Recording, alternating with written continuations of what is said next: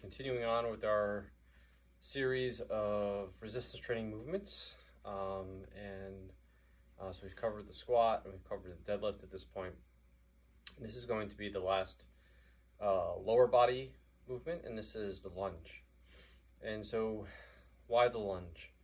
Well, if you think about the one thing that almost all humans do, and they're pretty good at it, or we should be very good at it, and almost anyone can do, and that's walking, right? And if we think about walking, one foot in front of the other, really just taking small lunges, right?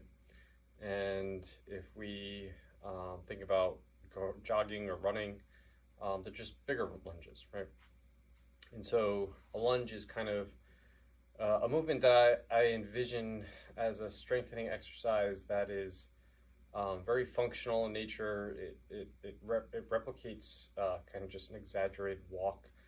In fact, we have an exercise called a walking lunge, where you basically do a lunge and just kind of walking forward or backwards. So even in the name of that exercise, you can see how similar it is to walking per se. The other thing, the lunge is somewhat similar to, works a lot of the same muscles as a squat that we've already gone over.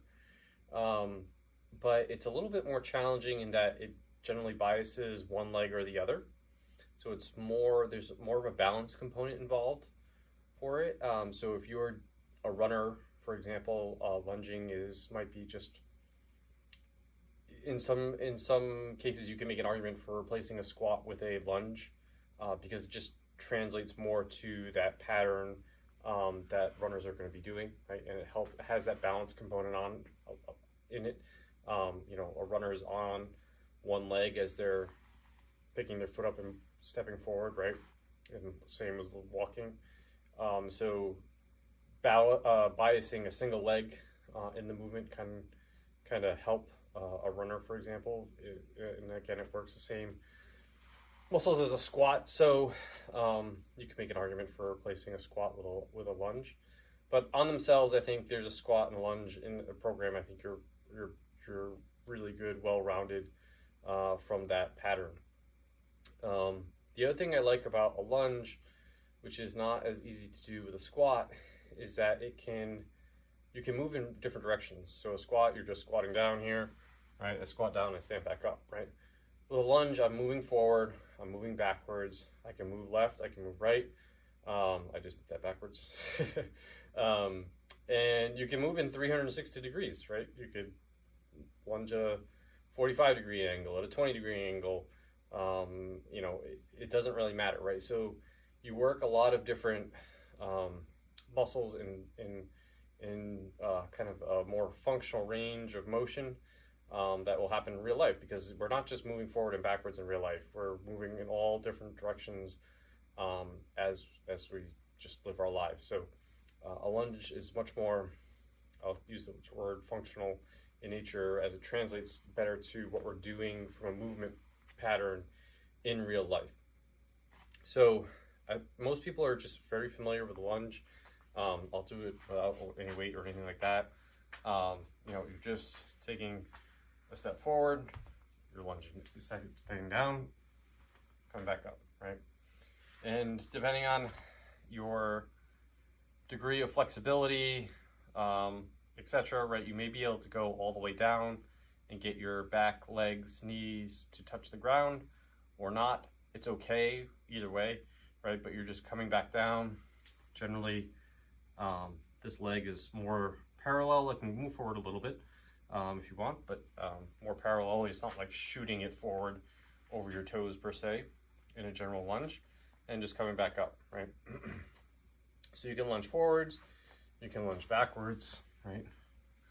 And you can see there's a bit of a balance component here. Now, if you want to bias the muscles in the front of your leg and train those, you're going to lunge forward. If you're going to want to bias the muscles in the back of your leg and your glute, you'll lunge backwards, okay? But like I said, we can lunge off to the side, right? If we want, right? You can even do all the way to the side, and this is more like, they would call it a Cossack squat, but it's really just, exaggerated lunge off to the side, right? Like so. It's more of an advanced movement, right? Sorry if I went out of the frame there. But you get it, you can lunge off to the side. We can lunge back at an angle too, right? Like this, and come back forward, right? So you can lunge in all different directions, right? So different variations. They work different parts of the hips, the muscles in the front, the back of your leg, all around your legs, right? And there's always that balance and stability component. You're moving the ankles at different directions, right? So there's a lot of different components that are going on here. So it's not just forward and backward lunge, right? There's lots of different variations you do. And as I said, you can always add weight to it, right? So you can hold the weight in the hand of the same leg that's going to move backwards or forwards, or generally the one that's staying not in the way of the weight, right? So you're going to lunge back, weight like that. If you're going to lunge forward with that leg, right? Here, back, right? Okay. You could do it with you could do it with a kettlebell. You can do it with a dumbbell. You can do it with 2 kettlebells or 2 dumbbells holding at your side if you want. I just happen to grab one at this point.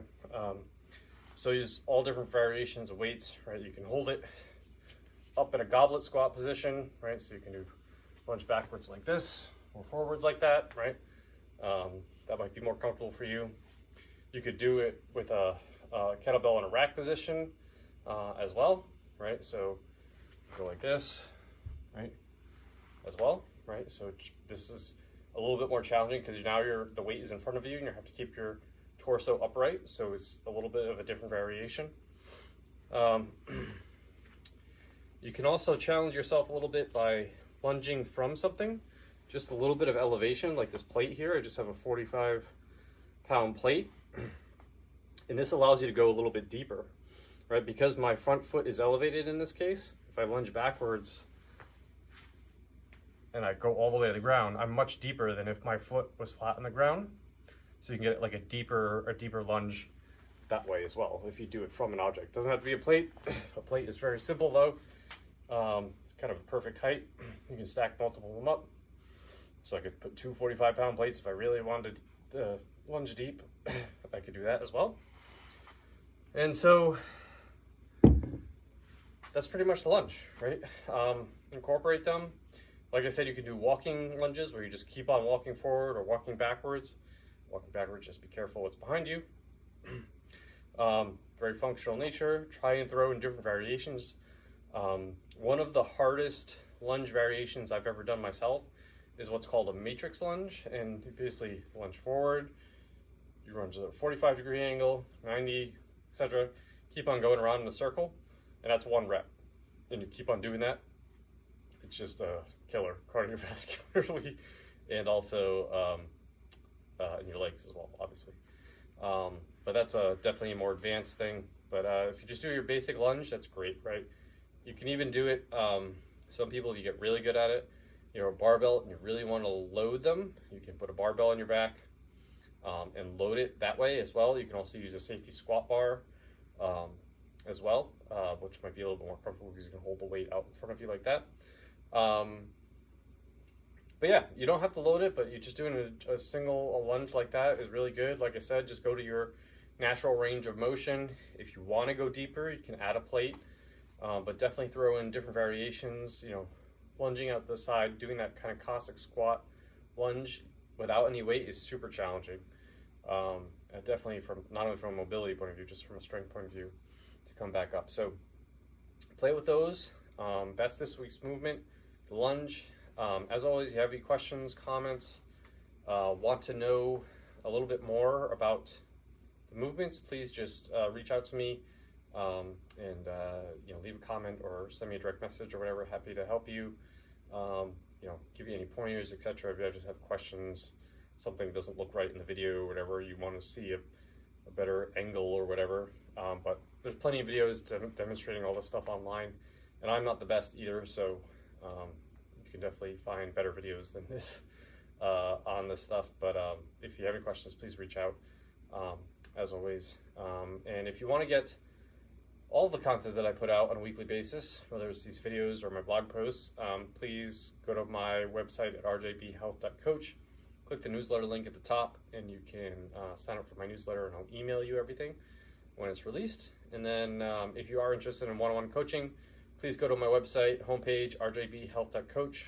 Click the discovery call button right on the homepage there, fill out the form, and we can chat a little bit more about one-on-one coaching. As always, appreciate everyone. I hope you have